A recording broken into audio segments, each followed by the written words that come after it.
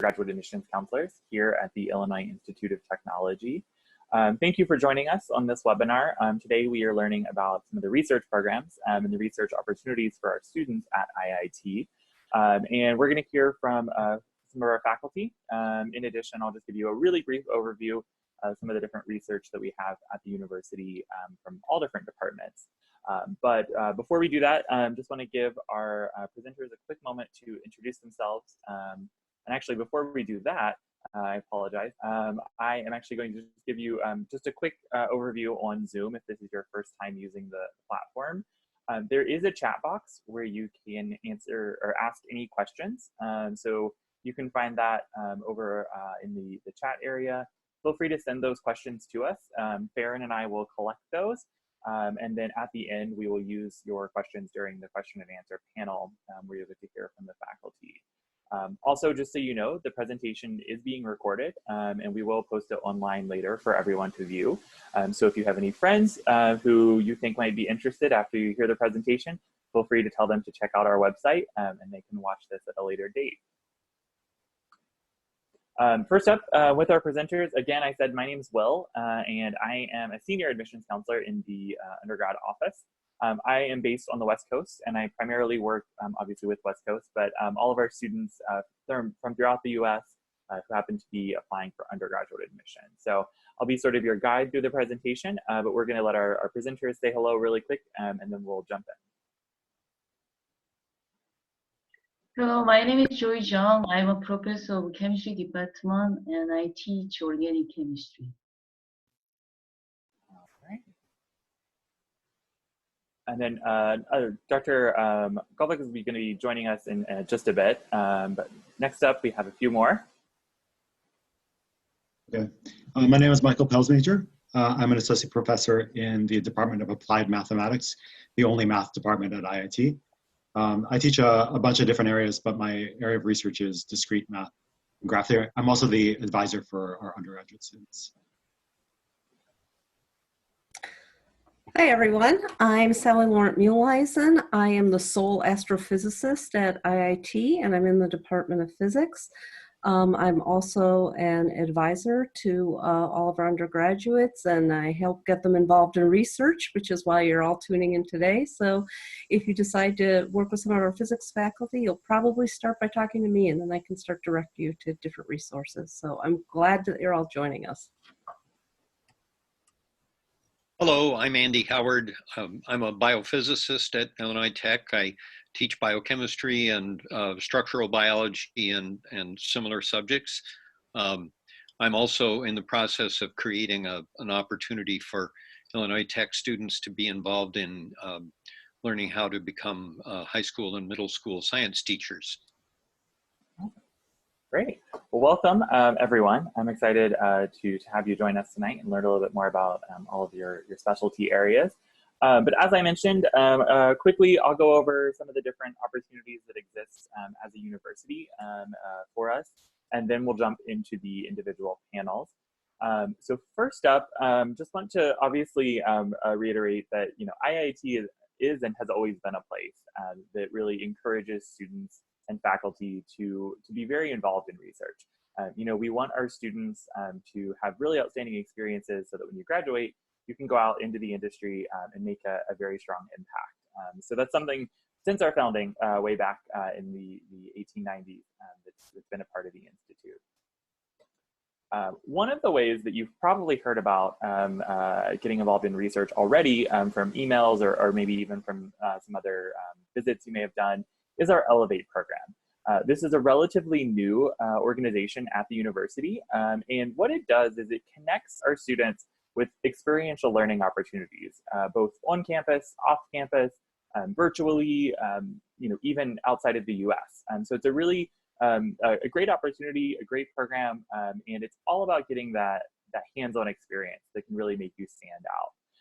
So there are different types of opportunities that you can explore through the Elevate program on our website. You can look at what's currently available, and then Elevate's always growing. With it being such a new program, there's always something that we're trying to develop for the next class. We're trying to think of different ways for you to get these experiences. We have one of our students here, Alyssa, who used to work in our undergraduate admission office, and she kind of talked about how Elevate helped her, and just helping her to get a little bit more comfortable in a lab, giving her some of those first experiences, helping her to grow as a researcher, and then build some of those connections. So Elevate is something that is available to help students to get that first step in. Another way that we support research at Illinois Tech is through actually the College of Science, which a lot of the folks, or all of the faculty members here are part of. The undergraduate summer research program is coordinated through the College of Science, and this allows students to stay on campus in the summer for a 10-week period doing all different types of research. We have a few listed here, everything from machine learning to breast cancer, health-focused research, hearing aids, all kinds of things. So these are where you would apply and be selected as one of these researchers. So this is another opportunity that exists. And then for anyone who might be tuning in who is part of the Armour College of Engineering, they do also coordinate our R&D program. There are basically two different pathways within the Armour R&D where students can do research. One would be through the Pure or the Mind. Those are going to be the two different opportunities. One's going to be a little bit more research-based, and the other is much more of the applied implementation process. And the thing that's kind of cool with this program is everything falls under one of those 4 engineering themes that you see listed. So our engineering programs focus on one of those 4 areas: the water, health, energy, and security. And you'll find no matter what type of engineering you might be in, there's definitely something that connects to each of those themes. So that's another opportunity. We also have the Pritzker Institute coordinating this program. This is for those who might be interested in biological sciences or biomedical engineering. It's another great opportunity. I would definitely encourage you to take some time, look at this on the website, if you are interested in that biomedical or more of that biological engineering focus. And then finally, if none of that sounded interesting to you, which I'm not sure how that's possible, but if it didn't for some reason, you could also explore some other opportunities. So study abroad is available for students at all different types of partners or partner institutions. Some of these can be a more traditional study abroad experience where you're just taking classes abroad. However, you could also be doing research. I know in the past, we've had students who've gone and worked at the Particle Accelerator in Switzerland. We've had folks doing all different types of research. There's some places that want you as a student to come, so they may even help fund those opportunities. We also have obviously some lots of great research institutions throughout the entire US. And so there's also the opportunity to go off campus to another institution and get involved in the research they might be doing. And if none of that works out, at the very least, we can guarantee that you will have an iPro. Every student who graduates from Illinois Tech completes what's called the iPro, or the interprofessional projects. And this is a guaranteed hands-on experience for all students. And it's a year-long problem-solving type of experience that you'll have. I believe we do have a webinar just about iPro coming up.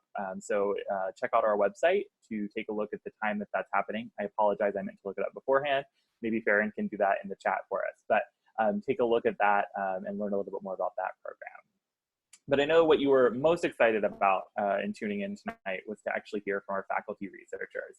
And so I want to go ahead and get started with them. The first group that's going to be up is our chemistry department, and they have a little video we'd like to show before we actually jump into the presentation. So I'm going to go ahead and start that, and then we will, oops. 1 second here.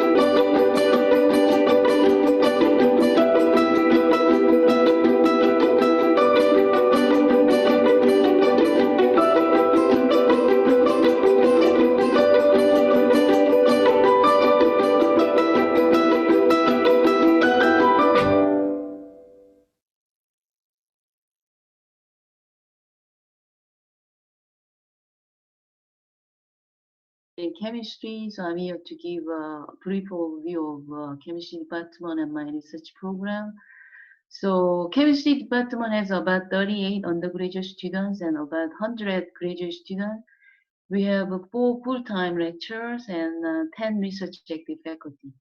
In the department, chemistry faculty are running very strong cutting-edge research programs that are well funded by major funding agencies, including National Science Foundation and National Institute of Health. So we have many undergraduate students participating in different research projects conducted by chemistry faculty. Chemistry program is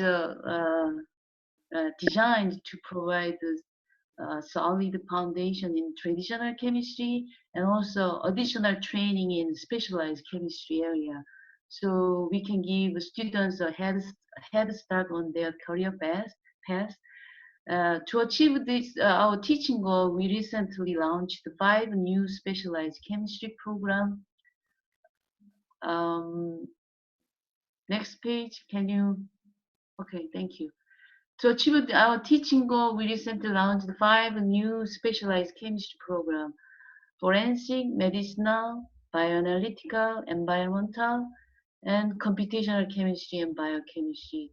So we believe this new chemistry specialty program can help students prepare for competitive graduate program and medical and pharmacy school and careers in industry and healthcare and government.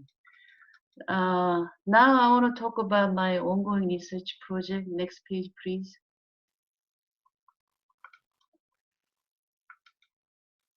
First of all, to give you my educational background, I received a bachelor and master degree in chemistry from Gyeonggi University in South Korea. Then I moved to Texas for my PhD study in organic chemistry. After getting my PhD, I just want to do something more useful than pure chemistry. So I accepted a postdoc position at NIH, and there I was exposed to biomedical research. Since then, I have expanded my research territory to cover biomedical application. My current research focuses on cancer drug discovery. My lab is specialized in making these small triangle molecule, as you can see in the slide.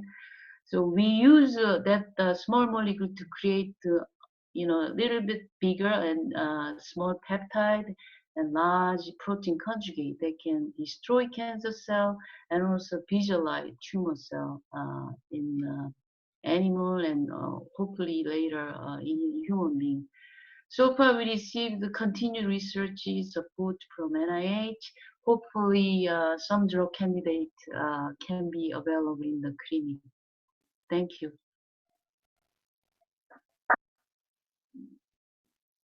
So, if you like to know more about chemistry program and our faculty research and chemistry career pathway, I'll be more than happy to answer any question you might have. Thank you very much. Great. Thank you so much. Thank you. Next up was initially our computer science department, but unfortunately that faculty member was not able to join us, is my understanding. So I'm going to go ahead and jump forward to applied mathematics, and then if they're able to join us at the end, we'll have them jump in. Okay, thanks. Hey, Michael Pelsmajer again.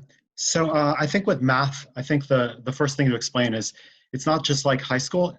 It does make sense to do math research. So in high school, you're learning these hundreds of years old method, even if you get through calculus. These are the situations where everything works out really well and we can get results and solve things and help people. But there are plenty of problems that are not solved, that are even maybe some sense unsolvable. And you have to work your way around and deal with individual situations, work with, with whatever actual applications that come up. So anyway, so math research is a real thing. The second thing is our undergraduates do a lot of research with us. We're pretty casual about it. There's, I think, over 15 full-time faculty are probably doing research plus postdocs and other people. And I think what happens is our students in our classes, math majors, statistics majors, actually we have a lot of double majors because I think there's so much overlap with people who, who come to the tech school and are interested in all kinds of things there and mathematics. So we have a lot of double majors too. Anyway, so people take some class and get interested and just come talk to the professor and ask them like what's going on. And lots of our professors have a piece of their ongoing research which they can work with students. In other cases, someone will come up with some topic or a student will come up with some topic and they'll just say like, go for it, like give them some guidance and come talk to it. So this happens during the summer quite often, but there's also some research.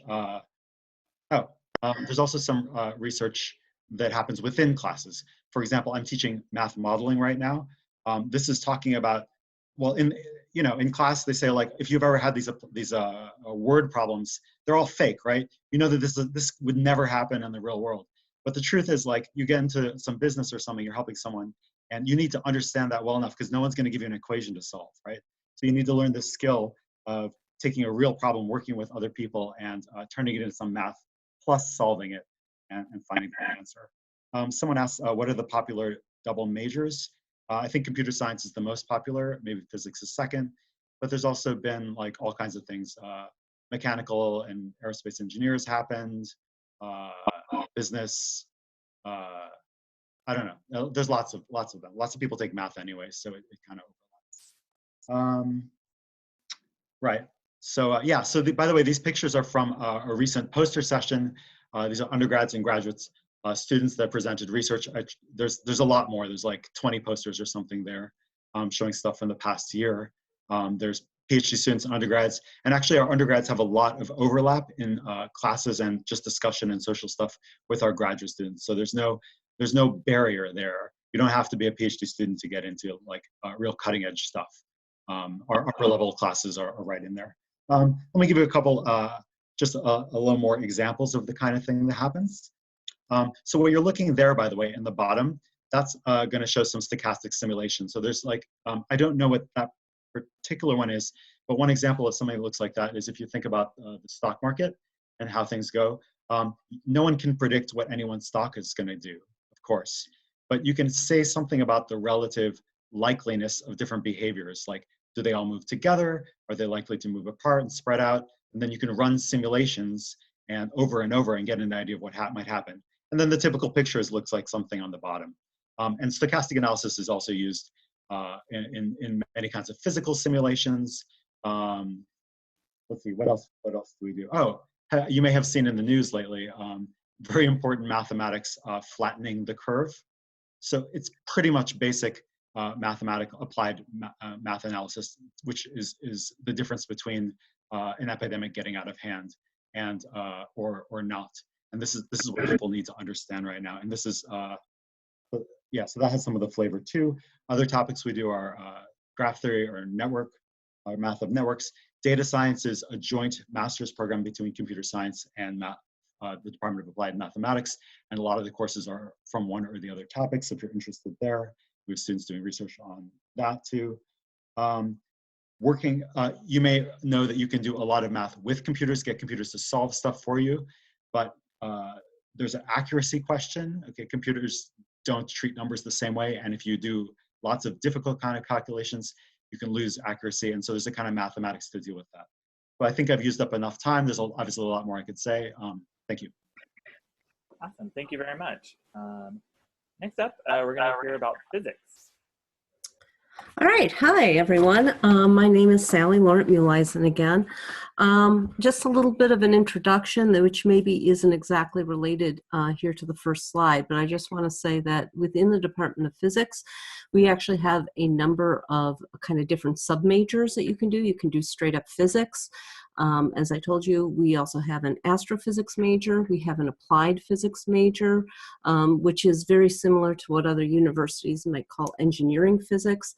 And then I just want to throw out there that we also have several coterminal programs where you can stay at IIT for 5 years and you will leave with a master's. And one of our more interesting coterminal programs is actually the health physics major, where you end up getting a master's degree in health physics, which is going to be a very growing field. Because we have kind of so many submajors in our department, all of our programs are rather interdisciplinary, and that really translates into the research too. So we have, everybody kind of works with everybody else.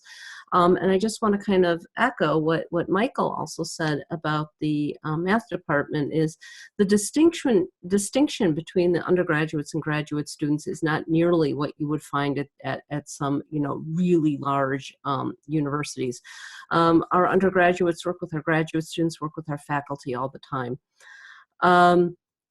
Some of the popular majors that actually get paired with physics, in case you're interested, Michael already mentioned applied math. In fact, before we kind of started today, I was talking with Michael a little bit. We were just actually communicating this afternoon about a student who's a joint physics applied math major and trying to figure out what he should be signing up for in the fall. Physics and comp sci is also pretty popular. And I did see that one of the questions that came up, one of our guests today is interested in aerospace engineering.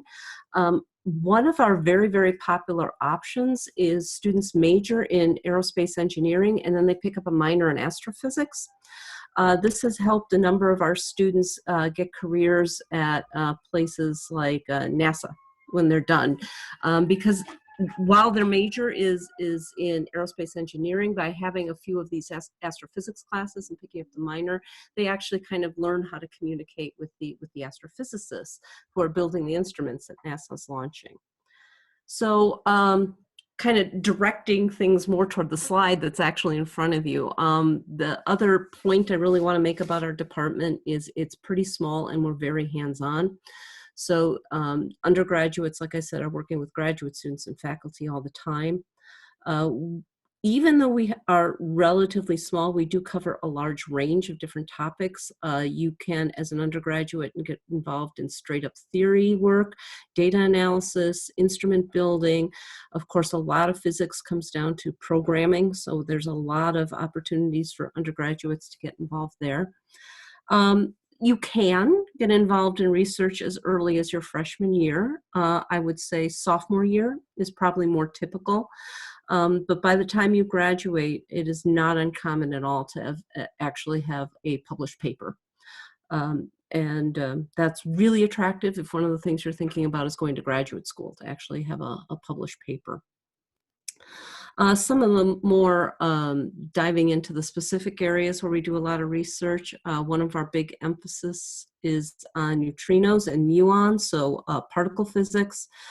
We do a lot of solid state research, high energy, condensed matter. Superconductivity is one of our focuses in biophysics. We even have a professor who is doing some research on possible anti-gravity from antimatter, which is something you could get involved in. Our faculty have collaborations and access to all kinds of national labs.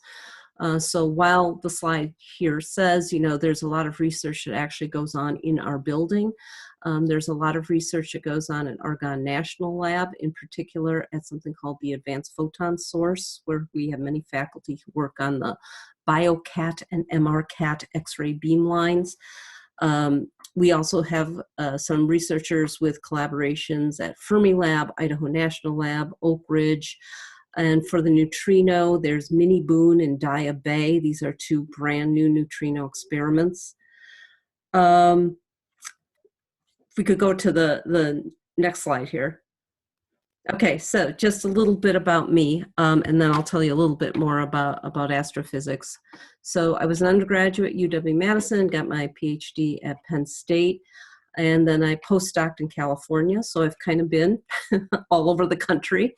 My primary area of research is both in radio and X-ray astronomy, and I'm particularly interested in surveys. And what I like to look for in surveys are things called active galaxies. So they're galaxies with big black holes in the center, and Yeah, you know, I have to say it's pretty fun. um, so related to this, none of you said that you expressly had an interest in astrophysics, but we also have a pretty strong collaboration with the Adler Planetarium, which you may have heard of. The Adler Planetarium is not just a planetarium that is open to the public, but it also has a large number of researchers doing topics on things like near-Earth objects and asteroids, and even gamma-ray astrophysics. And some of our undergraduates have done research with the folks at the Adler. So I guess the only other thing I wanted to say is I hope you all are interested. If you have any questions, you can find me on the physics department webpage. I'm the associate chair, so that kind of puts my name a little closer to the top. I'm always happy to answer emails. If I can't answer your questions, I will for sure find someone who can. And as an astrophysicist, I have to say, I do feel obliged to wish everybody a slightly belated but very happy vernal equinox, otherwise known as first day of spring. So nice talking to you. If you have any questions, I'd be happy to answer them when we're done. Bye-bye. Great, thank you. All right, and then we have our biological sciences. Greetings, I'm Andy Howard. I've on this slide provided you with just a few of the research areas that our faculty in biology are involved in. We have 9 research active faculty, plus 5 members of the faculty that are, 4, who are providing teaching support so that the research faculty can be somewhat freed up from teaching responsibilities. We are, as befits a biology department at a technological university, we tend to focus a little bit more than at a typical university in the kinds of biology that are linked to physics and chemistry and even mathematics, so that we're strong in biophysics and in biochemistry, and molecular biology and microbiology and cell biology. Illinois Tech is not a place where someone who wants to go learn how to become a forest ranger is likely to be particularly well trained for that kind of a life. But for the topics that I just mentioned, Illinois Tech is a great place to do biology. We have about 100 undergraduates, and let's see, I think currently we have about 60 master's students and about 10 PhD students in the department. All the PhD students are funded to do the research that they do. Some of our master's students are also getting financial support. Of the research active faculty, more than half of us are getting substantial research support for what we do. And so I'll go through some of the areas that are on this slide and a couple that are not. One of our faculty is both a microbiologist and a biochemist, and his focus is upon certain proteins that bacteria produce that enable them to live under unusual or unexpected circumstances, and a better understanding of the way that those proteins work provides a path toward developing new pharmaceutical products that would help us attack those bacteria where they live. We have a strong program in molecular biology, particularly from a bioinformatics point of view, and studying bioinformatics is inherently both a study of the life science aspects of the topics that are focused upon, and at the same time on the computer science that lies underneath the management of these monstrous amounts of data that are associated with genomics. And that can work either at the DNA level where you're looking at genomes, but it can also work at the RNA level where you're looking at proteomes and expression patterns in individual organisms, or even in environmental samples that might include genetic material from hundreds of different organisms. So several of our two of our faculty are directly involved in that type of work. We have a strong cell biology program, and our interim chair, Jialing Xiang, heads up that work. She's particularly focused upon how cells mature and what happens when cells are no longer properly responding to external signals that come from other cells saying, now it's time for you to retire, because often that unresponsiveness to signals is directly associated with the early stages of cancer. We also are definitely a methods development department. Much of our biophysics effort works in that way. I'm a protein crystallographer. I determine the 3D structures of large molecules, proteins, and nucleic acids, and I develop methods that enable other people to do that work as well. If you divide scientists into the categories of those who take existing methods and apply them to important problems, and as the other category are people who develop those methods so other people can do that kind of work. I fall on the methods development side, and that's, I would say, for at least the 25 years that I've been at Illinois Tech, been a strong component of what we do for a living around here. Sally mentioned BioCat. BioCat is actually directed by a biophysicist in our department named Tom Irving. It's the largest single research grant that comes into our college, and is one of the flagship facilities at the Advanced Photon Source for both the development of new methods and for using those methods to understand how biological systems work. So that's an important piece of what we do in our department. We're a very interdisciplinary department. We're not at all afraid to jump over the line and collaborate with chemists and physicists and biomedical engineers and members of our food science and nutrition department. We have strong collaborative programs going right now with those other departments, and I'm sure those will broaden and deepen as time goes on.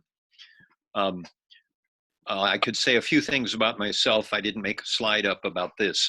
I'm from New Mexico originally and got my doctorate at the University of California, San Diego, postdoc at UCLA, and was an industry scientist for 12 years after my postdoc. So I was out of academia for much of the time that my children were growing up. I came to Illinois Tech in 1990, at the end of 1995, to build two of the beam lines at the Advanced Photon Source, where people do protein crystallography for the pharmaceutical industry. And so I built and operated that pair of beam lines from 96 to 2002. And since then, I've been focused both at the Advanced Photon Source and at Illinois Tech itself in continuing to develop methods for crystallography and to apply those methods to determinations of new structures. So that's what I do. That's what our department does. I noticed one of the chat questions was one of the students responded that he or she was interested in privacy issues when it comes to big data and the ethical issues that arise from that. I will make the observation that IIT, for long before I got there, has had a program called the Center for the Study of Ethics in the Professions, CSEP, and we have 1.5 faculty members who are specialized in ethics, and in fact, the director of the Ethics Center, Elizabeth Hilt, is a bioethicist. So ethical issues are things that Illinois Tech has taken very seriously. I've been involved in a research grant, actually funded by the National Science Foundation, that, thank you for putting up that URL, that's responsible for developing codes of ethics that, rather than being imposed on a research lab from the top, is growing organically out of what the people in that lab consider to be the ethical issues that they want to deal with. and or feel a need to deal with. So these are things that can become opportunities and challenges for you as you head into your potential career as a researcher, or even just simply as part of your life as a student while you're here. And I guess that's about all I have to say, but I'd be happy to answer any other questions that might come up. Great, thank you very much for that. And I think actually the next section here is the question and answer. So I think Farron has had a few questions that came in for us. So our first question is, how easy is it for students to get involved in research? And is there an application process within your department, or how would a student maybe start that process as a first or a second year student?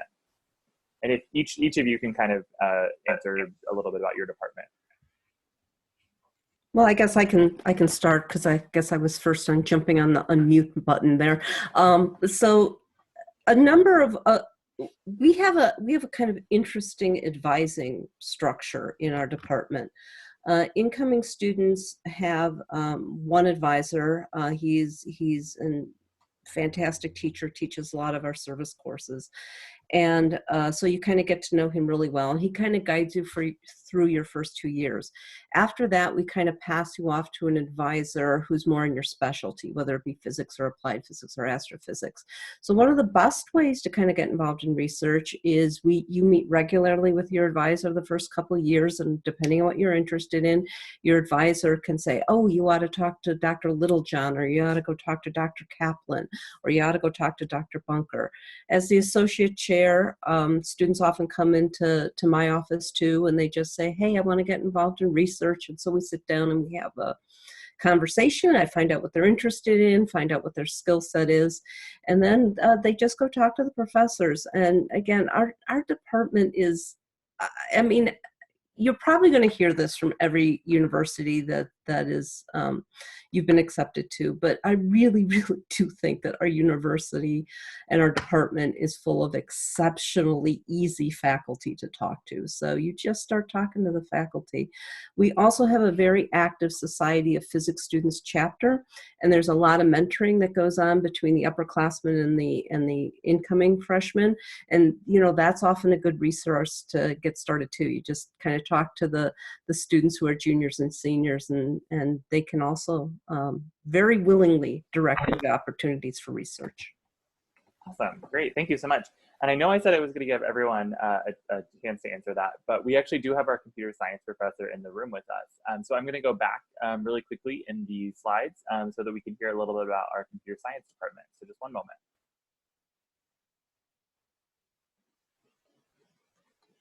All right, and then if you can go ahead and unmute yourself and join us.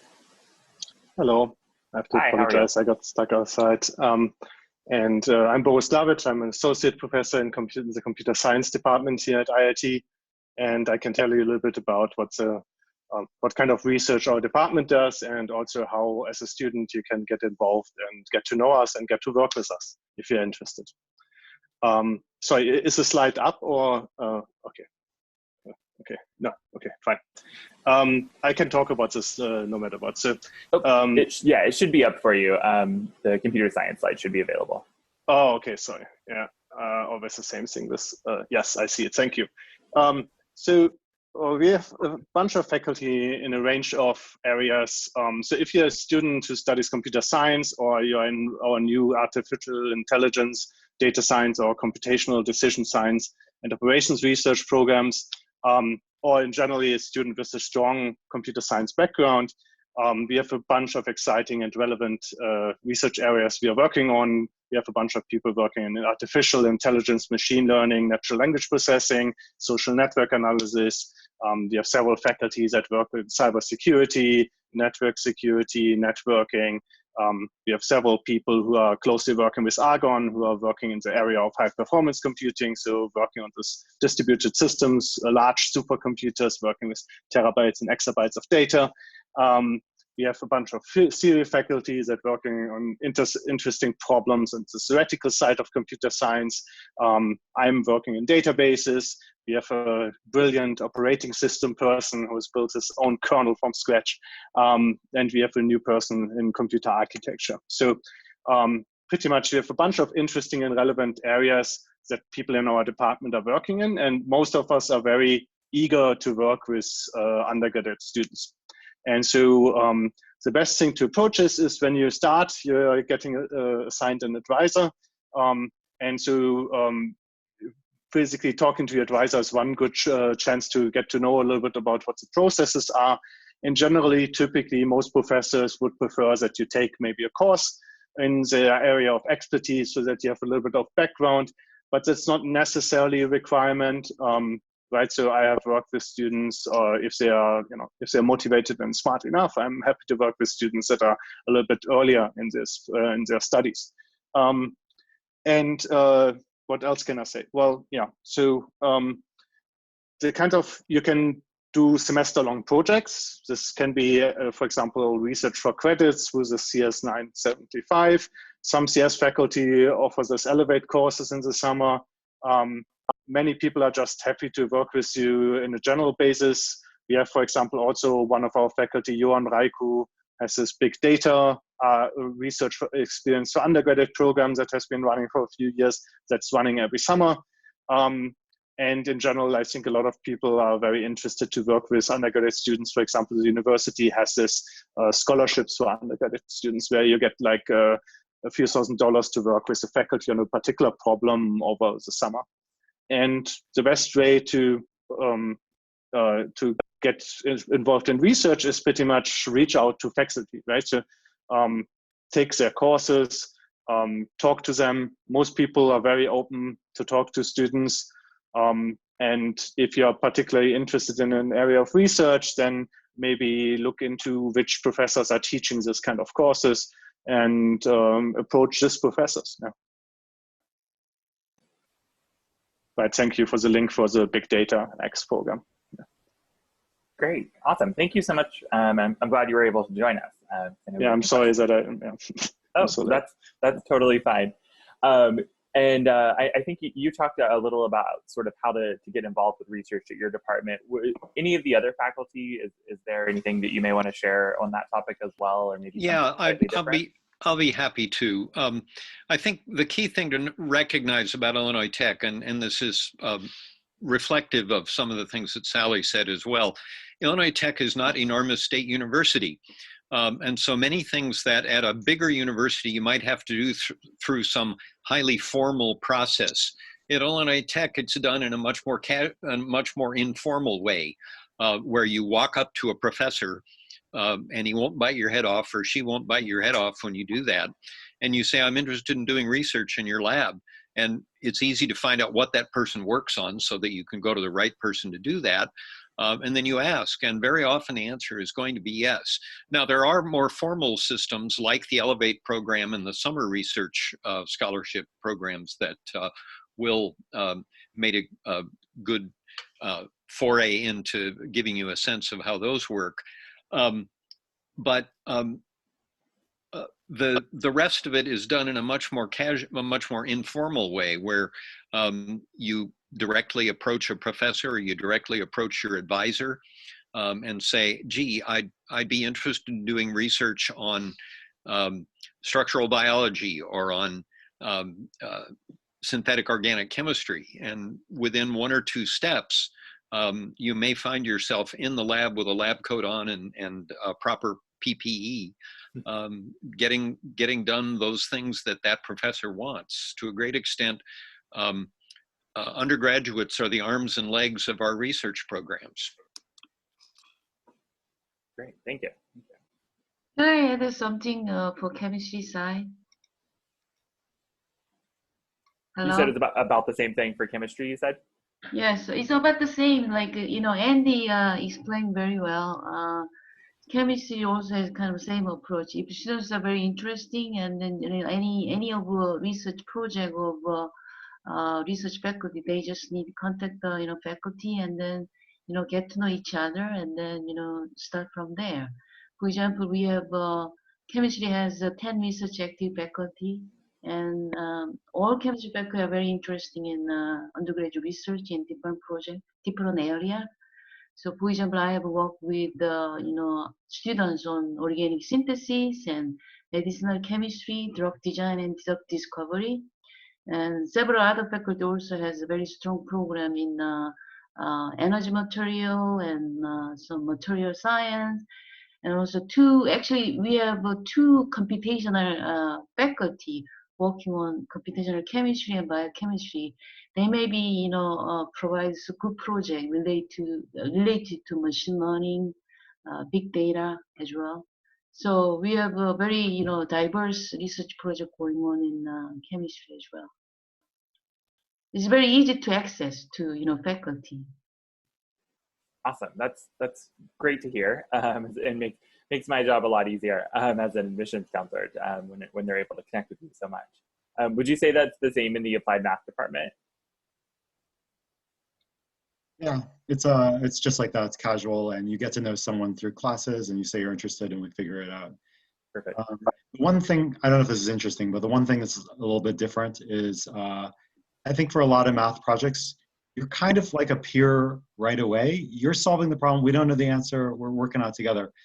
I think our job, I mean, it is a difference. We're professors, is to find a little piece of a problem which an undergraduate could work it. But it's not like we're assigning you to like do computations or exercises. It's like we're both talking together and trying to figure stuff out. It's just how math works.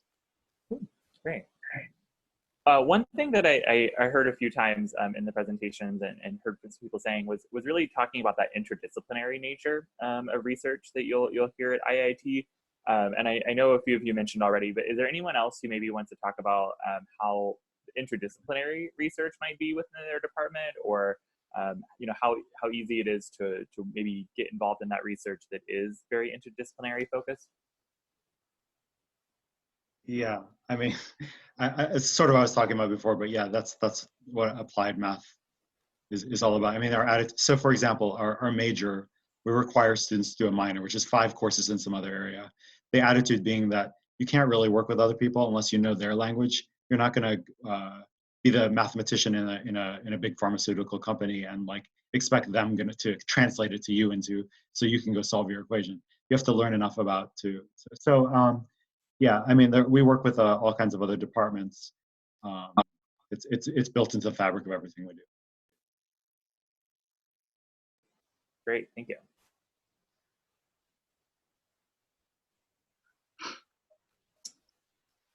Just doing another call to see if there's any more questions from the students.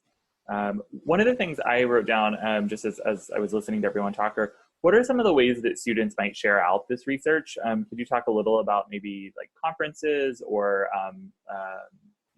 events that might happen on IIT's campus where students get a chance to kind of talk about their research, share that with others? How does that kind of exposure work at Illinois Tech or really? So I can make a couple stabs at that. First of all, in most years we have had a research day when undergraduates are particularly invited to share their research out.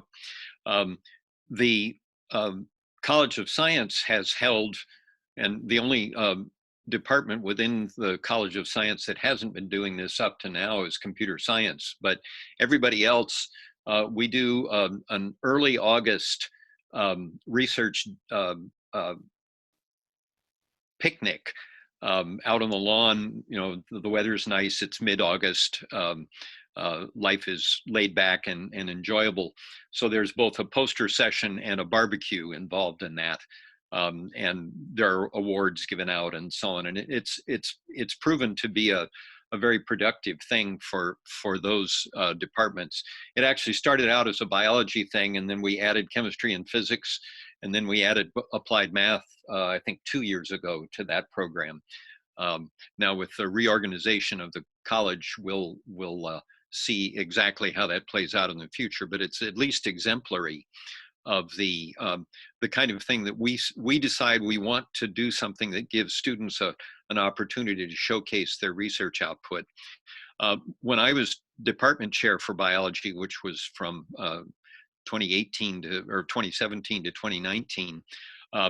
Among the most common requests I got from members of my own faculty were, please come up with some departmental money to enable me to send 2 of my undergraduates to a meeting in St. Louis or San Diego or something like that. And we've usually been successful in coming up with the chops to be able to do that. Yeah, so what I'd like to add from our perspective, so of course, right, I mean, one thing is you want to, if you do some research, you want to tell people about it, right? So, and so of course there's stuff that's happening at Illinois Tech itself, right?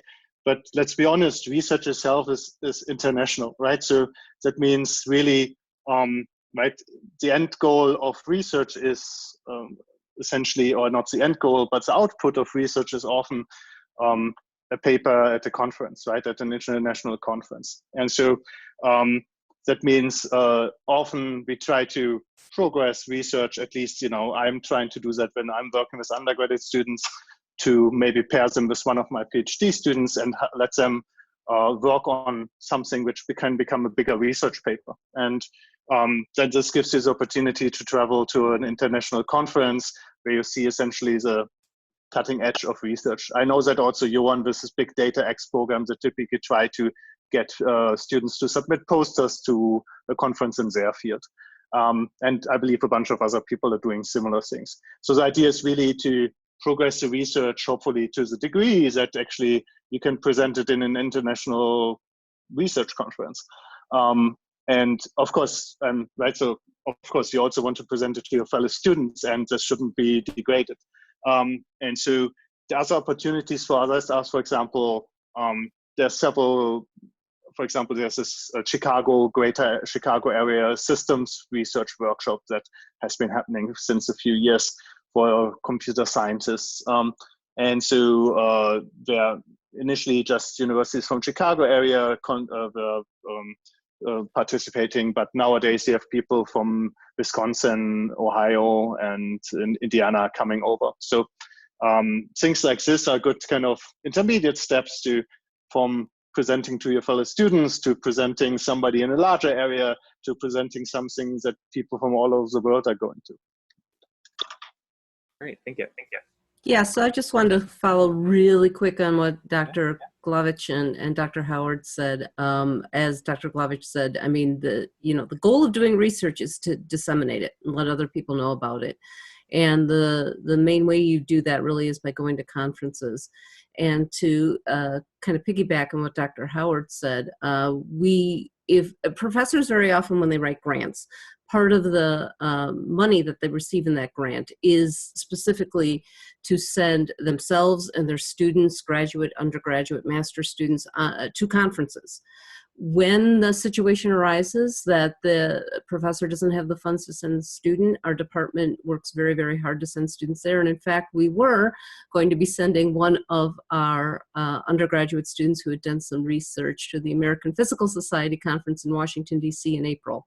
That's been put on hold this year, but certainly this semester is a very odd one, but we have done that many times in the past. So getting money to travel and to talk about your research and to interact with other scientists is something that happens, I would say, almost routinely at Illinois Tech. I also wanted to add a little bit about the like attending the seminar and research meeting for undergraduate students. I think there are a number of conferences and meetings available where undergraduate students can present their research finding. In chemistry, we strongly encourage students to go to different conference, national meeting, and local meeting. We even provide some funds to cover their travel and registration fee as well. So it's a very those kind of things can be very well done in IIT. Great, thank you. Dr. Pelsmajer, were you going to add anything? I saw your face pop up there. Yeah, I just wanted to say that I agree with all that. But for if when very young, meaning like even first year students are getting involved with the research, you don't have to worry about that. that'll come. My advice is like, get into something, do it, see what you can do, and then do some kind of presentation, at least in your department's poster session or something like that. And then maybe the next year you can build on that and do something fancier, and then start going to conferences and publishing papers and stuff like that. You don't have to, like, just get into it, and see what happens. That's awesome. Thank you. Well, those were all great answers. Thank you so much for sharing with us tonight. I know I learned a few things and got a chance to kind of flash back to some of the labs that I've gotten to tour, and especially the Advanced Proton facility is a pretty cool space. If you ever get a chance to go there and see it, please do. But we are going to wrap up now. I just wanted to make sure you know about a few more events that we do have coming up. We have our webinar all about iPro. I mentioned that, and the information is here, so I was just a little early in mentioning it. But on Wednesday, April 1st, you can learn all about interprofessional projects. And then we also have an Elevate presentation. So you've heard us mention Elevate a few times this evening. This will be more of just a deep dive into Elevate. You can sign up for those the same way that you signed up for this event on our website, or you can reach out to any one of our faculty, or I'm sorry, not our faculty, any one of our admissions counselors, and we can help you get signed up for that as well. And then if you want to set up a time to talk a little bit more with a faculty member about something you may have heard tonight or an interest you have, just send an email to our visit team. It's visit@iit.edu, and they'll be able to help set up that conversation for you, so we can make sure we get you connected with somebody who'd be a good fit. But again, thank you very much for everyone who attended this evening, both our faculty as well as our participants. Really great chance to meet all of you, and hopefully you found this helpful. All right, bye everyone. Bye.